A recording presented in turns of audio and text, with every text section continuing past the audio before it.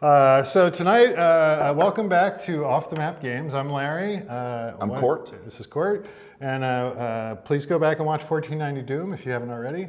Tonight we're going to talk about role-playing games. And we're going to talk about a game I'm incredibly passionate about. But you can't really talk about role-playing games without talking about Dungeons and Dragons. At least not with me, because this is how I learned about role-playing games. And this is the new starter set.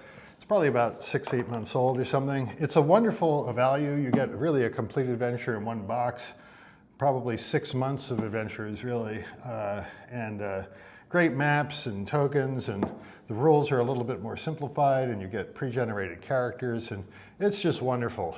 We're not going to talk about it today a whole lot, but I just want you to understand that this was how I started playing role-playing games. There was a game called the B1 Basic Rules Set, and it was a red box, and it was released in, I want to say, 79 or 80. I was going to ask what year this would have been. And I walked into the game store.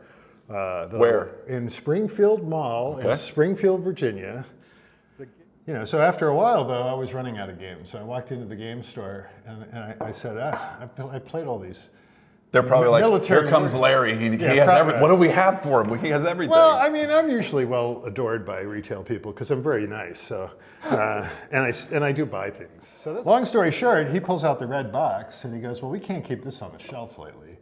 And that's how I found out about TSR, Gary Gygax, and Dungeons and Dragons. Yeah, all of it. Wow. You know? And we played it for like 3 months, and I was hooked. I still used to play war games too, but like, I just love role-playing games more. Sure. Yeah, you're kind of the role-playing game guy. Like you're kind of an RPG guy. Oh, for sure. Yeah. I mean, it helped me in my career too. Like not in a direct way, but like what I learned about my self, which I think is the whole point of gaming. Actually, is to learn about yourself and the people. In a nice way. Well, at any rate, the thing that I enjoyed about RPGs was that they were so all-encompassing. I had been reading The Lord of the Rings for a few years by then, and I was really just infatuated with the whole world, being so completely different, but also complete. It was really made sense. So I really latched on to Dungeons and Dragons for that reason, and the gameplay was super fun. My friends loved it. It was a really easy decision. But the thing I also learned about myself was that I do have a good head for system design and how things work together, and that's really a big part of running a game, is understanding the mechanics and what's entertaining and what isn't. And and with RPGs, it's even more wide open. It's actually kind of petrifying. I've had a few friends that I've taught how to be a DM, and it's sort of like teaching people how to do public speaking. That's a good way to put it. Because there's a lot more fear there than I ever realized. Yeah, because I mean, I'm a little scared when I run an RPG, to be honest. I'm always a little nervous, but I love that feeling, and I've done it enough that I'm not really nervous. I'm just, naturally. It's good nerves. You're on the spot. But it's coming from band perspective, playing on stage and stuff. It's very similar. It's very similar to that. You are basically... DMing is a lot more about activating the table than crafting the world, to me. Okay. I don't really... I like world building, enjoy it a lot. It doesn't translate to the table the way I imagine it will, ever. So I'll have this hugely elaborate idea, and I'll put it into my notes, and I'll kind of figure out an encounter, an adventure arc that explores it, and then I get it in front of my adventuring party, and then I find out what the idea was really about, instead of what I thought it was about. This reminds me of another thing I learned about myself playing RPGs as a young man, and as a currently older man, is that I enjoy emergent design. And it's actually one of the reasons I've always been fascinated by system design. And systems are big enough that they don't get built and released in one go. You build a framework, you add infrastructure, you activate with the minimum amount of capability you need, and then you start augmenting and improving it. Yeah. And it never goes where you want it to go. If you sat down and tried to build the Golden Gate Bridge again, you would absolutely do declarative design. In 3 years, we're going to have 4 guys somewhere in this open space 400 feet in the air welding something. Yeah. That's just needs to happen. Yeah. But a lot of systems in modern society today are not declarative design based anymore. They're emergent design based, especially when we consider, customer support, service, and like these global, all the ways we work now. We're all interconnected way more than we ever have been. And so the thing that I learned from running RPGs was the humility of the tables being right about where the story needs to go.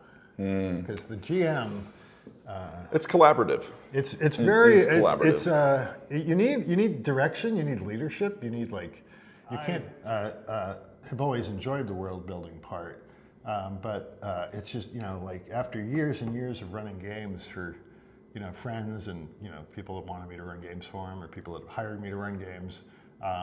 I just learned that the table knows the right direction. No single player, not even the GM alone, is going to pick always the right direction. If you leave enough space in the game, the table should find the right direction. Now you do have to have house rules. You do have to constrain some things. You got to make sure you're all playing the same kind of game for that to come out. That I think is the caveat too, because when certain players have certain intentions of this is going to be Murder Hobo. Ooh, maybe you don't want to. I'm really glad you brought up Murder Hobo, actually, because there's a couple of catchphrases in role-playing games that I really enjoy, and probably Murder Hobo is my favorite. That's great. Not because of the style of play, but because it's such an expressive way of describing the style of play. Do you want to explain it? So So some people might not be basically, familiar with it's it. exactly what it sounds like. Murder Hoboing is, I'm here for the violence and the combat. I'm not here for wealth, fame, nothing. Not even a role play, my character, really. Well, technically, combat is role playing. Yeah, but it's just not really fun role playing for Murder Hoboing because the rest of the table is usually not Murder Hoboing. Yeah. And they're annoyed because they're trying to become famous and you just kill everything that walks in front of you. Or die trying. Yeah. And because it's really hard to die in Dungeons and Dragons, you end up not getting killed. And so the character continues to disrupt the whole table. And then you have to discipline them, which they enjoy. So that's annoying. Yeah. So eventually you just have a conversation with the player instead of worrying about how they're playing the character. You go, look, we're not playing that style. You're done. Yeah.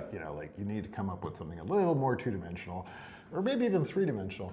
But I always felt bad doing that because I enjoy combat role-playing and sometimes Murder Hoboing is hysterically fun. Sure.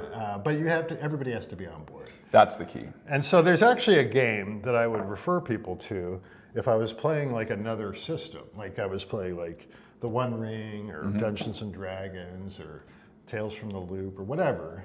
I would, if somebody started Murder Hoboing too much, I would kind of warn them.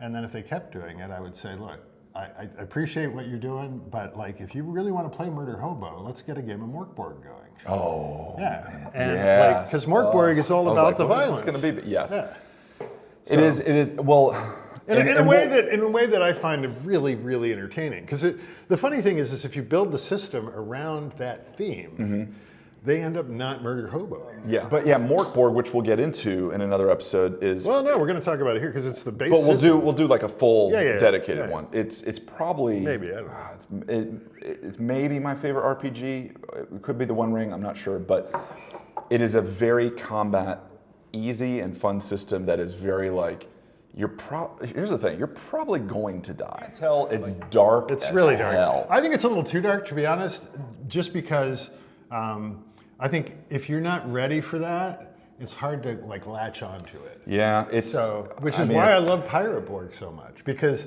I have a theory about role-playing games, and we already talked about one part of it, which is that combat is fun. Yes. And it is part of role-playing and narrative play.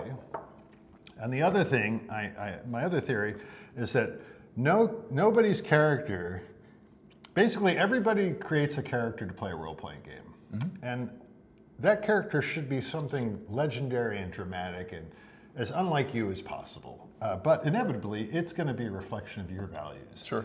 Or antithesis of your values. Whatever. You're going to be playing with some questions about yourself and your friends, and you're not even going to recognize it. And it's worse for the DM because I've got like 30 monsters I've got to run in a night, and they're all little bits of me in every one of them. But what I've noticed is the more inexperienced the role player is, the more likely they will become a pirate. Because everybody wants to be a pirate. Yeah. So when Pirate Borg came out, and my concern with reading Mork Borg and trying to get it to the table was that it didn't feel like the kind of game I would enjoy as much because it's so grim dark. Yeah. You know. Yeah.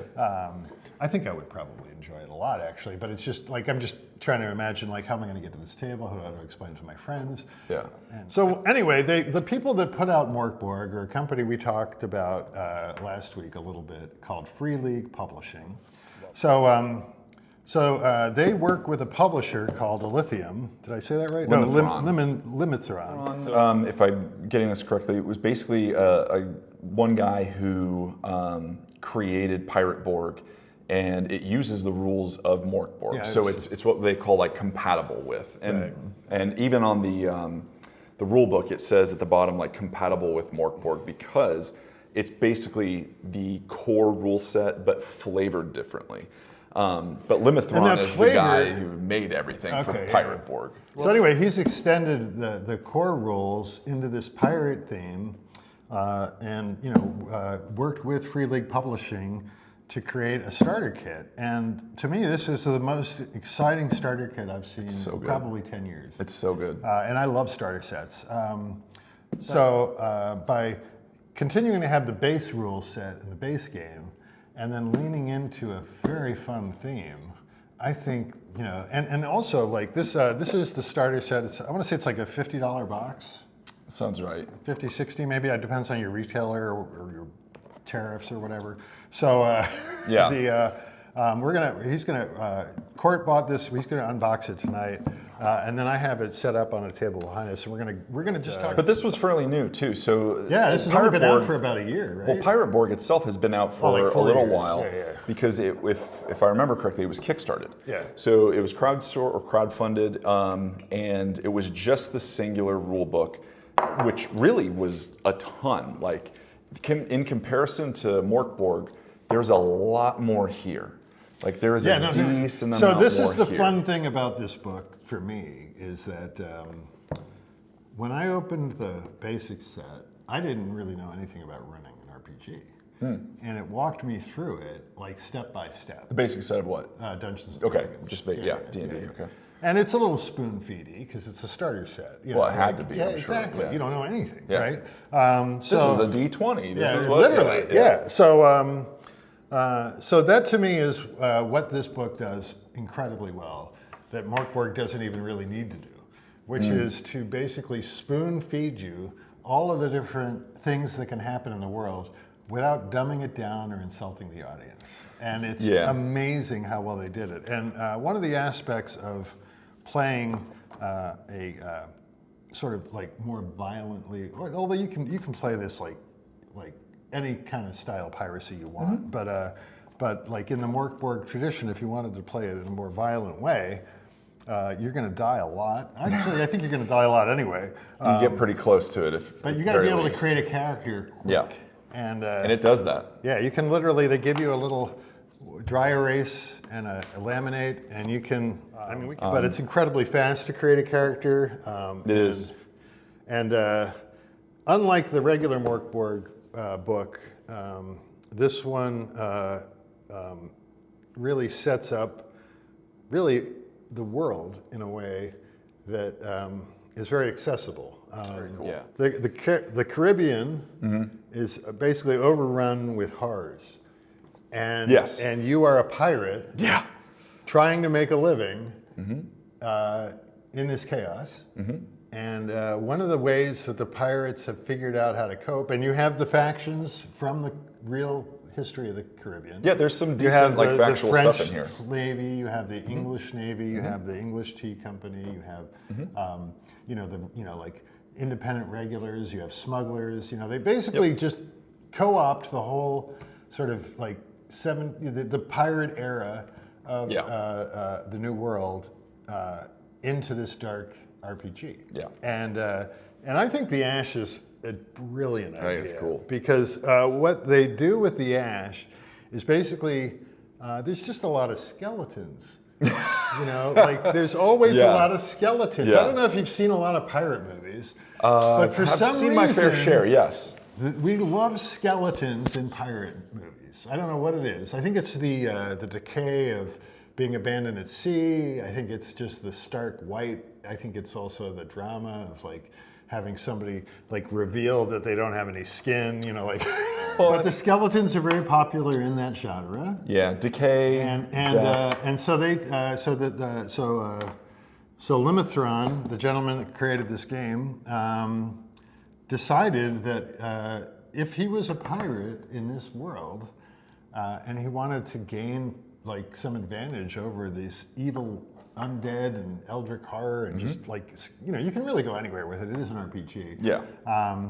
That we needed some way to augment our capabilities as regular human beings. And so what we figured out in the game world, not in reality, is that if you kill an undead skeleton, whatever that means, incapacitate like an undead animated skeleton reanimated. then you can grind up its bones, and when you grind up that bone into powder, we call that powder ash. Yeah.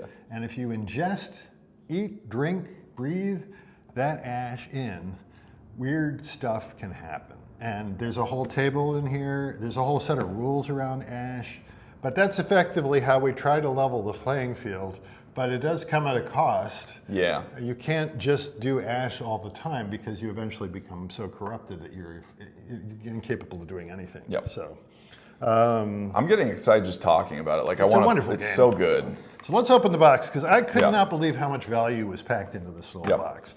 Normally, I would just say, get the book, and the book's great. It's solid off the bat. Like again, we had the book for years where it was like, this is what the we only thing got, you had, yeah. And it was, it was good enough in the sense of like, oh my, I could still do so much with this. And then they came out with this, and then they came out with the expansions, and it was just. So I mean, the box is solid already. It's kind of embossed here. It's got, it's just. Both the book and the box have embossing and texture to it. You've already got tables and everything ready to go, right? This blew me away. Yeah. You've got the rules the cheat RPG sheet smell. is in the box. Dice, full polyhedral set, including multiple D6s. You actually get 8 die because they even give you a D2. That's whoa, yeah. You get like full coin flip there, but yeah. Solid. Okay. Oh, over there, but like, and then here's the laminates, and they give you little pens, so you can literally hand one of these to each of your players. Yep. So when their character dies, they can just whip out another one. Character sheets. And you write your character sheet on there. Yep. Good. Maps. Always love a good map. A lot of good maps here. Yep. And these are like actual ship maps too, so we'll show that these are off, fun. Yeah. I mean, again, there's so many things in this. Yeah, it's 5, 6 maps, like 1 sea map. 2 like encounter area maps, 2 wider area maps. This is the one you were talking about. Yeah, so they'll have basically different areas that you can interact with. Kind of the way that I put it is it's like open world gaming. It's so good. Like if you like Skyrim, if you liked any of, or like even, what is it, Assassin's Creed, like the Black Flag one, like you're gonna like this. Yeah. But Limithron does things amazing. One thing they excel at is maps. And so if you're on their Patreon, they constantly pump out new maps for you. They're constantly generating. But I really appreciate physical maps more than I ever have. I'm swimming in digital maps, and I can't keep track of them all. Well, and you can't, so you bring up a good point, digital. They do have the digital system that you can play on. There's a Foundry VTT module that's the official Limithron published module, which is very basic and it works very well. Some community members have banded together and created Pirate Premium, I think it's called, or Pirate Borg Premium or something. And it's a fan-generated version that extends the official version. But this is packed. This is a ton of stuff. Unbelievably valuable. I could not believe how much, I've gotten some starter sets where like you open it up and you're like, it feels like maybe 2-3 sessions. Yeah. And like, the art looks great, but it just doesn't feel like, holy cow, I could play this for a year. Yeah. And this one, literally, I feel it's like I a could bit play this for overwhelming in a good way. I could probably never buy the full version of Yeah. the game. I mean, Well, and I think what's cool is like Limithron has they want to do so much, and in Free League is a great company that always wants to do more. So like the pair of them are like, how much? Like I'm sure they sat down and were like, how much stuff can we put in a box physically? yeah, right. Like how how much fun can we pack Yeah, in? Because I wasn't kidding when I Yeah. said this is the best starter set I've probably seen in at least a decade. Yeah. Let's get into this. So we're not going to be able to do all aspects of the game because literally they do a very thorough job with it. You can like go to like a Tortuga. Like I mean, there's obviously Tortuga itself is in the book, Yeah. but you can create your own like pirate village hangout. You can create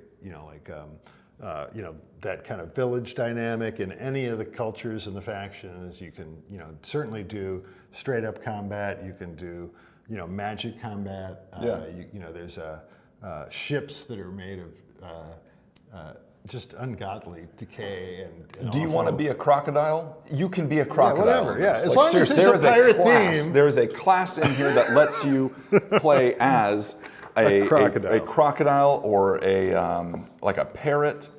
It is Oh, and that's phenomenal. actually the thing I loved about it. The more I read it, the more I realized that as long as you stay in piracy, you can play this as bubblegum poppy as you want. Yeah. So you can, like, if you like pirate stories, there's a full spectrum of pirate stories.